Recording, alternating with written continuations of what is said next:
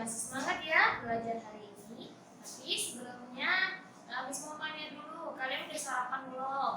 Ya, Miss harap semuanya harus kita sarapan. Bagi yang belum, ya lupa sarapan dulu, oke? Nah, sebelum kita memulai pembelajaran kita hari ini, mari kita berdoa terlebih dahulu. Mari lipat tangannya, tutup matanya, dan sama-sama berdoa. Lord Jesus, thank you for your blessing to us. Now we are going to study. Please help us to understand the lessons. In the name of Jesus Christ we pray. Amen. Nah, sekarang mari kita buka buku kalian masih di buku tematik 3F. Buka buku kalian di halaman 75.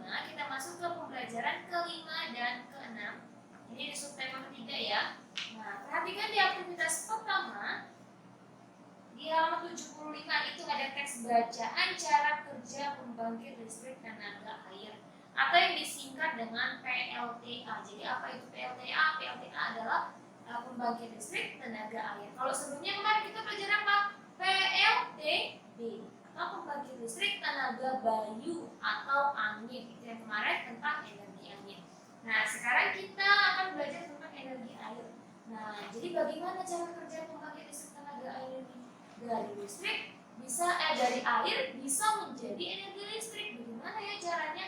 Nah, di dalam teks ini akan dijelaskan. Jadi prinsip kerja dari listrik tenaga air adalah mengubah energi yang terdapat pada air yang mengalir menjadi energi mekanik, di mana kemudian energi mekanik tersebut diubah menjadi energi listrik. Jadi bagaimana ya caranya? Jadi air itu ditampung dulu di bagian bendungan.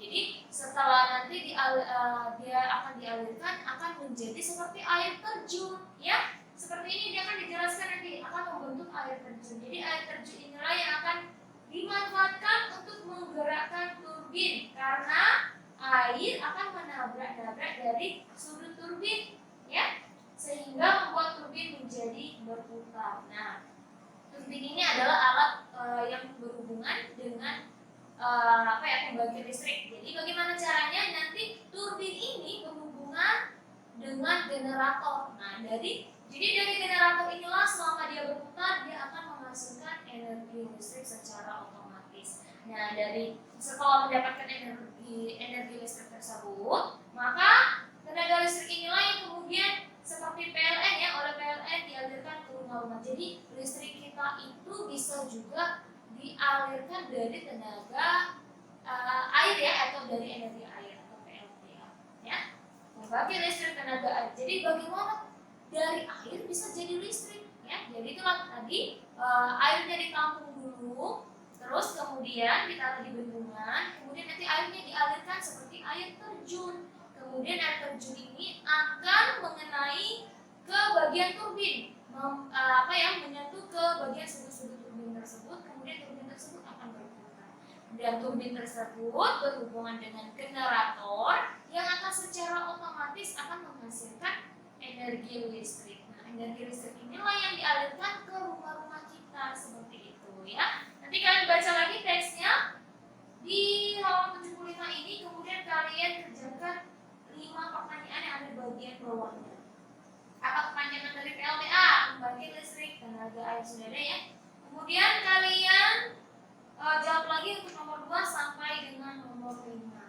Kemudian langsung di aktivitas yang kedua pada halaman ke-76 ada 2 bagian. Tapi yang bagian A-nya tidak usah dikerjakan, langsung ke bagian B-nya saja. Jadi di situ diminta untuk menuliskan akibat tindakan siswa yang tidak menjalankan kewajiban berikut. Kewajiban itu kan apa yang harus kita lakukan. Jadi yang di sini diminta untuk menuliskan apa akibatnya, apa yang akan terjadi itu adalah akibat ya. Jadi misalnya siswa merusak taman sekolah, jadi apa akibat dari merusak taman sekolah tersebut? Seperti itu ya, apa yang akan terjadi. Kemudian kalian lanjutkan nomor 1 sampai dengan nomor 5 ya, kalian kerjakan. Kemudian langsung ke aktivitas yang ketiga pada halaman yang ke-77. Ini adalah tentang matematika yang berhubungan masih dengan satuan waktu. Ibu pergi ke pasar untuk membeli bahan-bahan kue. Berikut merupakan daftar bahan kue yang ibu beli dan tanggal kedaluarsanya.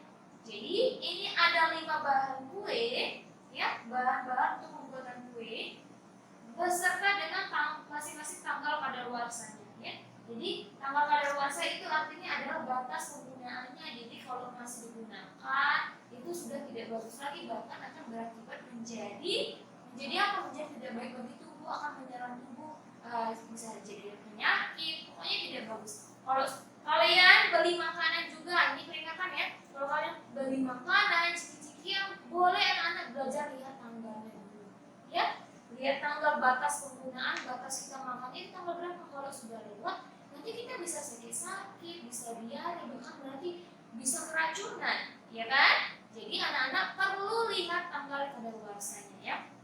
Kembali lagi, ini adalah bahan-bahan dari pembuatan kue beserta dengan tanggal kadaluarsanya. Kemudian ada pernyataan yang menjadi clue-nya. Jika hari ini adalah tanggal 17 Januari 2020, maka titik.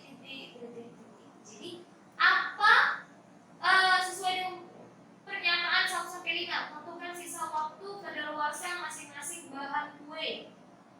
Ya, jika sekarang tanggal 17 Januari, jadi perhatikan tanggal kadaluarsanya, ya. Tanggal kadaluarsanya dari tanggal 17 Januari tersebut itu kira-kira berapa hari lagi ke depannya, seperti itu ya, atau berapa tahun atau berapa bulan kalian sebutkan, ya. Ingat ya, 1 tahun ada 12 bulan, masih berhubungan ya. 1 tahun ada 12 bulan, 1 bulan ada 30 hari, kemudian ada juga 4 minggu, 1 minggu itu ada 7 hari, itu harus hafal juga. Ini masih berhubungan dengan satuan waktu.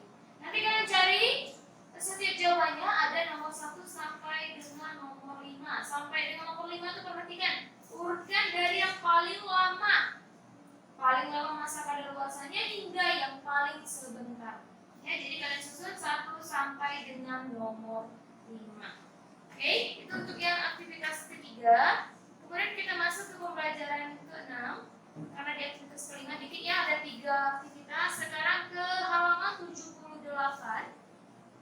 Di aktivitas pertama, perhatikan itu ada gambar apa kira-kira? Kelihatan nggak? Nggak kelihatan ya, karena seperti hitam putih gitu. Itu adalah namanya briket. Ya, apa itu briket? Mungkin kita jarang melihat ini karena memang jarang digunakan ya. Briket itu apa itu briket? Briket itu adalah, contohnya itu kayak arang, biasanya digunakan untuk dimasukkan ke dalam kompor, seperti itu ya. Apa fungsinya? Fungsinya itu adalah untuk pertahanan penyalaan api dari kompor tersebut, seperti itu ya.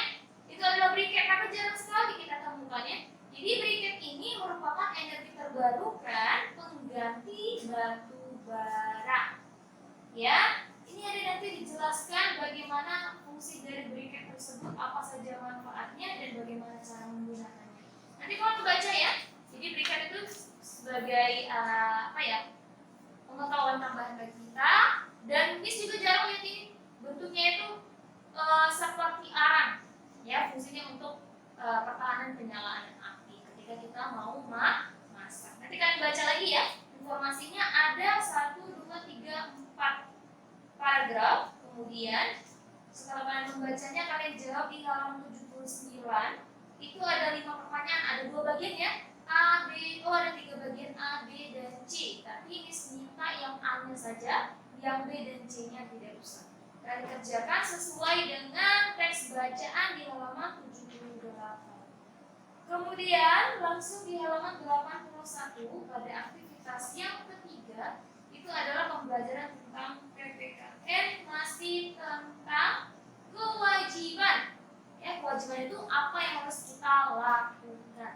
Tapi yang masih berhubungan dengan kegiatan atau cara menghemat energi.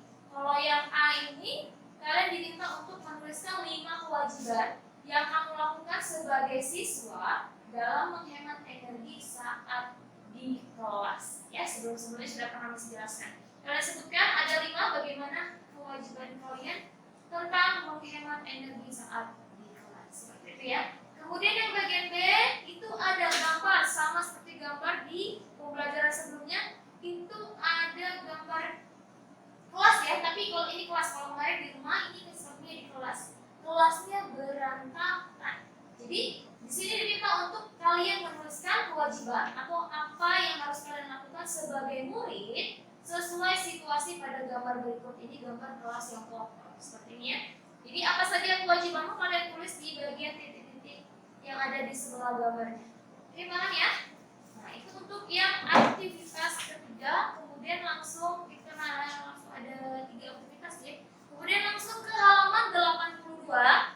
Kalian kerjakan evaluasi subtema yang ketiga bagian yang A dan bagian yang B. Oke, sampai di situ pembelajaran kita hari ini. Kalau kalian masih ada yang belum paham, boleh tanyakan ke Miss dan kita akhiri dengan berdoa. Mari lipat tangannya, tutup matanya, dan sama-sama berdoa.